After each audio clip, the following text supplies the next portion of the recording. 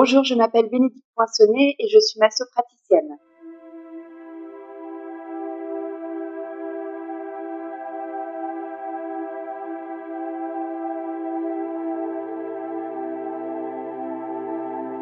En 2020, je suis devenue maman d'une petite fille avec de gros soucis de santé, m'obligeant à passer énormément de temps à l'hôpital et donc à quitter mon poste de salarié devenu incompatible avec ma nouvelle vie.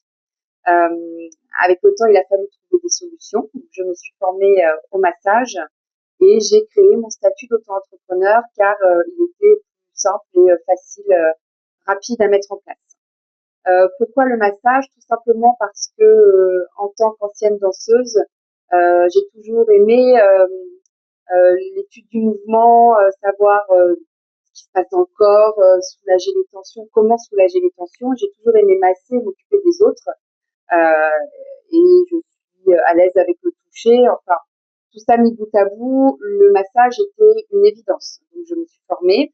Et il est vrai que après la formation, j'ai vraiment eu ce sentiment d'avoir trouvé ma voie. Je suis diplômée praticienne en massage de bien-être, diplôme RNCP reconnu par l'État, spécialisée dans l'accompagnement des personnes un peu plus fragiles, telles que les femmes enceintes en pré- et post-natal, les seniors et les personnes à mobilité réduite, les personnes atteintes de cancer, et également formée aux techniques de drainage lymphatique corps brésilien avec la méthode Renata França pour la plus connue, ainsi qu'en madérothérapie et drainage post-opératoire.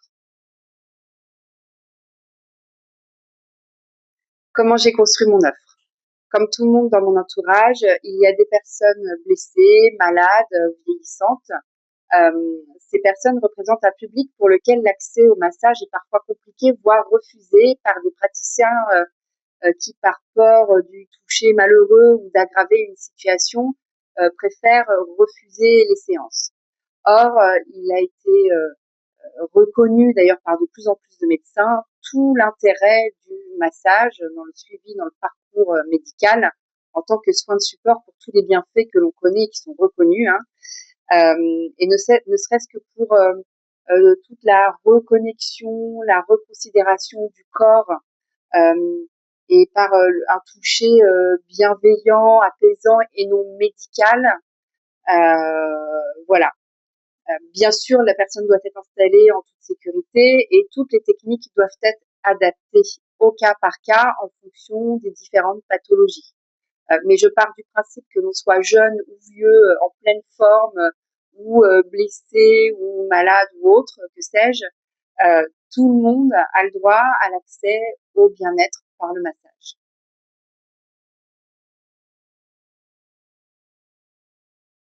Des difficultés, bien sûr, oui, j'en ai rencontré.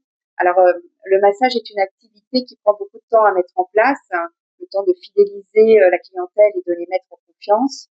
On m'avait dit qu'il fallait compter entre 3 et 4 ans pour vraiment se constituer une clientèle qui se roule et qui se renouvelle toute seule. Moi, ma grosse problématique de début, c'était mon manque de temps du fait de la situation de ma fille.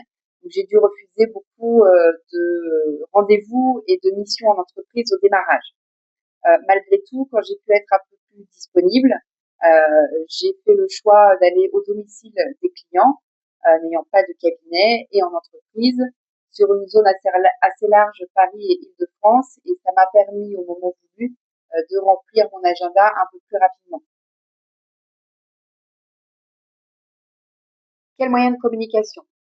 D'abord avec la création de ma page Google Business, qui donne aussi la possibilité aux clients de laisser des avis. Ensuite, la création de mon site internet lesondesdubien-être.fr, puis les grosses vitrines des réseaux sociaux tels que Instagram, Facebook, LinkedIn. J'ai aussi créé des partenariats avec les plateformes de réservation Airbnb Service, RDV 360, Tritwell et Prep Connect pour la partie entreprise.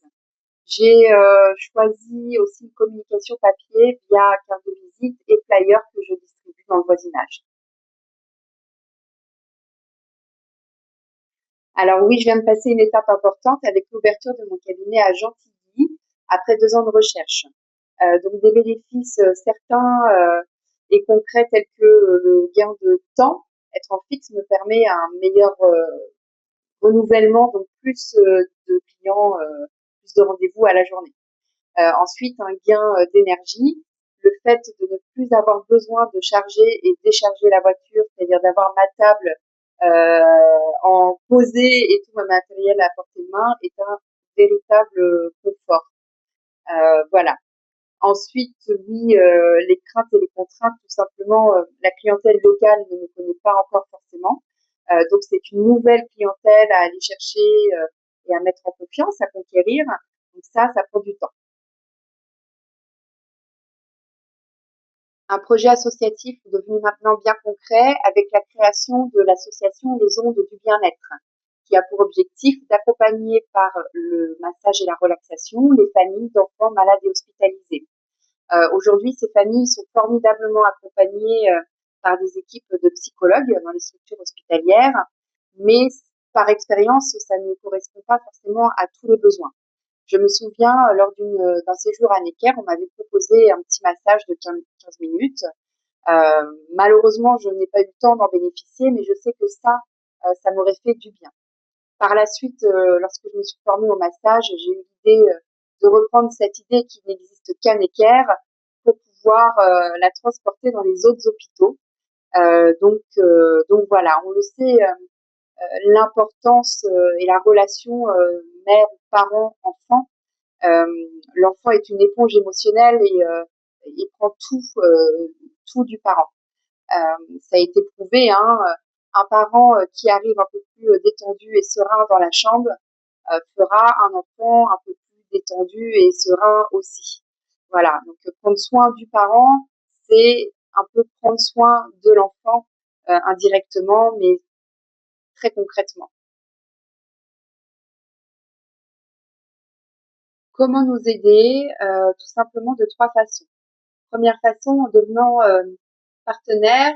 Pour le moment, je suis toute seule, donc la porte est grande ouverte. Si vous êtes praticien en massage de bien-être ou en relaxation, n'hésitez pas à venir vers moi et à me rejoindre dans cette jolie aventure. Deuxième façon, en étant structure, vous souhaitez accueillir nos prestations, bah, tout simplement contactez-moi. Vous verrez que les choses sont vraiment simples à mettre en place. Les seuls besoins sont une pièce dédiée pour les familles, pour l'activité des familles pendant les séances. Troisième chose, le nerf de la guerre, la partie financière. Tous vos dons seront évidemment les bienvenus et seront tellement importants dans cet accompagnement des familles qui en ont tant besoin. Vous n'imaginez même pas l'importance de ce soutien, de cet accompagnement par le bien-être et des répercussions, dans le bon sens bien sûr, hein, dans le parcours de soins de l'enfant. Donc voilà, je vous remercie par avance du peu que vous donnerez. Ce sera pour nous des grandes choses à mettre en place. Un conseil à apporter à quelqu'un qui se lancerait dans l'entrepreneuriat. Euh, Si vous avez une idée, portez-la, développez-la, structurez-la et emmenez-la au bout. Ne prenez que des conseils constructifs qui vous feront avancer. N'attendez pas de vos proches qui vous suivent dans toutes vos démarches, puisque vous n'aurez jamais à 100% toute l'aide que vous attendez d'eux, ce qui est normal parce que c'est votre bébé, hein, c'est pas le leur. Donc, ayez confiance en vous. Vous avez une bonne idée, et ben portez-la. Vraiment, ça prend du temps, ça prend de l'énergie, certes, euh, mais vous ne regretterez pas. Donc voilà, un conseil, c'est croyez en vous et allez au bout de votre démarche.